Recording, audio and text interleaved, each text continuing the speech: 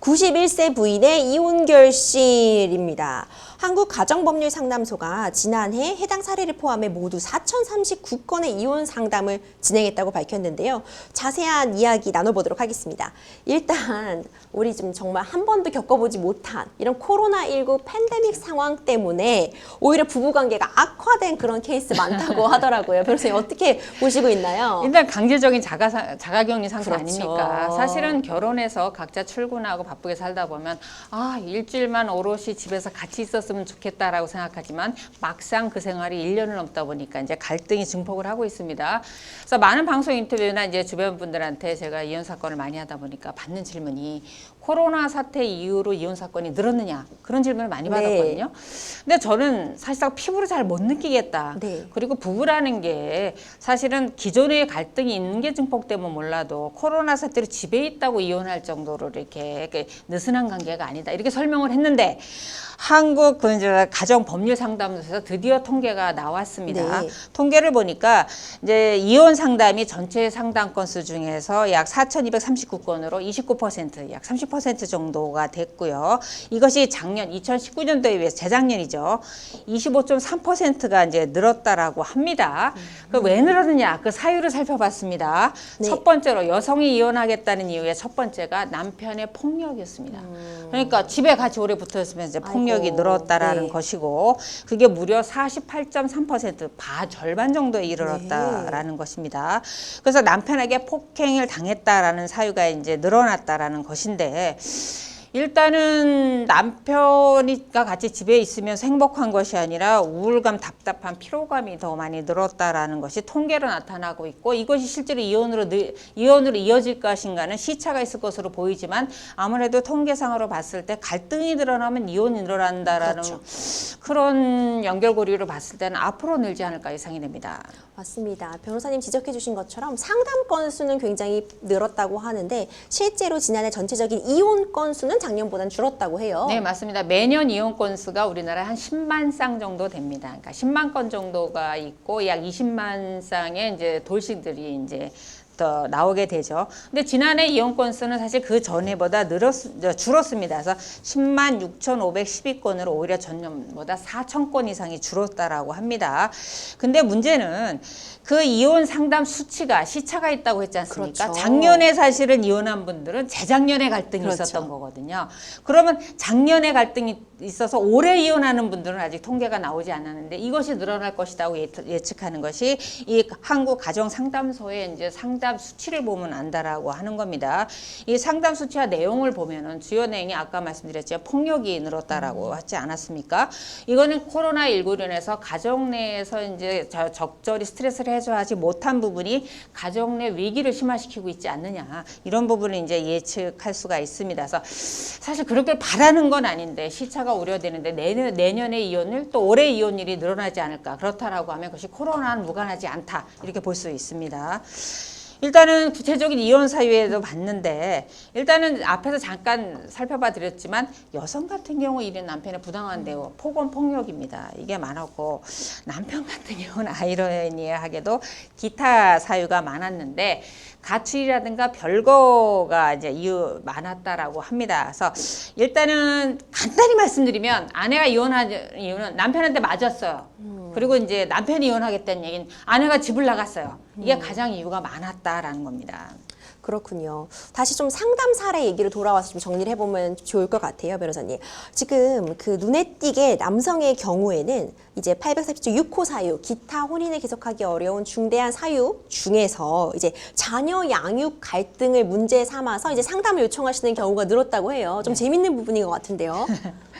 재밌나요? 사실 남성분들이 여성분들에 비해서 가사노동 시간 이런 걸 비교해 봤을 때 상대적으로 편하게 지내셨죠. 그렇죠. 이제 코로나 사태에서 재택근무를 하다 보니까 아이를 이제 불가피하게 같이 보게 되면서 아마 자녀 양육 갈등이 있지 않을까. 일단 자녀를 뭐 제대로 교육시키려면 시샘을 하는 말이 있지 않습니까? 시부모님의 재력과 남편의 무관심, 그다음에 아내의 정보력 이런 게 필요하다고 하는데 집에 있으니까 남편이 무관심인지 안 되는 거죠. 그러다 보니까 자녀의 양육 갈등의 이제 요소가 기타 사유로 작용했다라는 것이 0.1%에서 0.9% 무려 9배가 증가를 했다라는 겁니다. 요거 남성의 이유입니다. 그다음에 여성의 이유를 보면 기타 사유 뭐 장기별요, 별거, 빚, 폭언, 알코올 중독 여러 가지 사유가 있는데 그 중에서도 빚, 경제적인 문제로 이혼을 하고 싶다라고 하는 것이 약 2배 정도 늘었다라고 하는 겁니다. 그러니까 코로나라는 걸 전체적으로 따져보면 가정 내에서 자가격리 형태로 두 사람이 보면서 갈등이 늘어가면서 이걸 슬기롭게 해결을 못하고 그렇죠. 폭력이나 폭언이 많이 늘었다라고 볼 수 있고 또 이제 남성 입장에서 실직을 하거나 수입이 줄게 되면서 경제적인 가정에 위기가 오잖아요. 그렇죠. 이 부분에 대해서 아내나 자녀분들이 무능력한 남편을 이제 남편이 무능력하고 또 비난하는 이런 부분이 이제 이혼 사유로 작용하고 있다. 그래서 일단은 코로나19가 아니었으면 최소한 이 정도 통계는 나오지 안 나왔을 것이다. 이런 예측이 가능한 거로 봐서 어찌되든 코로나 사태는 빨리 종식이 돼야 될 것으로 보입니다. 맞습니다. 이런저런 이유로도 코로나 사태는 좀 빨리 종식이 돼야겠죠. 2010년도 이후에 또 이제 황혼 이혼이 계속 급증은 하고 있는데 특히 지난해에도 크게 늘었다고 해요. 일단 2010년 이후에 전체 이혼 건수 중에서 황혼 이혼의 건수가 더 독보적으로 1위로 올라섰고 1위로 올라선 다음에도 계속해서 그 퍼센트가 늘어나고 있다라고 봅니다. 이게 100세 세대의 이제 연령이 고연령 세대로 이제 들어가고 있는 것도 무관하지 않고 또 하나 이제 여성들의 경제적인 지위가 올라가면서 남편의 그런 이게 폭력이나 이런 부분에서 더 이상 자시하지 않겠다, 참지 않겠다 이런 부분이 폭발하고 있는 것으로 일단은 보입니다. 일단은 60대 황혼이혼이라고 하면 이제 60대 이상의 황혼이혼이라고 하면 결혼 20년 차 이상 또는 이제 60대 이후의 이혼을 말하는데 60대 이상의 이제 이혼에 대해서 살펴를 봤습니다. 60대 이상 중에서도 여성 같은 경우는 이혼 상담이 전체 연령대 중에서 약 3.2배가 늘었습니다. 상당히 늘었고요. 그다음 남성의 비율은 무려 43.5%로 2배 정도. 그다음에 10년 전에 비하면 4배 정도가 늘었다라고 합니다. 그러니까 핍박받는 여성만이 이혼 청구한다. 그런 시대가 지났고 남성들도 이제 이혼에 대해서 생각들이 굉장히 많다라는 것입니다. 일단 그래서 전반적으로 이제 이혼 사유는 다양합니다. 우리가 이혼을 하면은 다른 사람의 얘는 어때요? 이렇게 저희들이 변호사들한테 문의하는 경우가 있는데 이혼 사유는요, 이 사람의 얼굴과 같아서 그 사연이 다 다릅니다. 네. 똑같은 사연은 단 한 개도 없습니다. 다만 견주어서 예측을 할 뿐인데 들어보면 이제 여성분들 같은 경우는 대체적으로 요약하면 그렇습니다. 내가 평생을 참고 살다 보니까 가슴에 화병이 들었습니다. 내가 하루를 더 살더라도 내가 자유롭게 살고 있고 폭군 남편으로부터 벗어나고 싶다.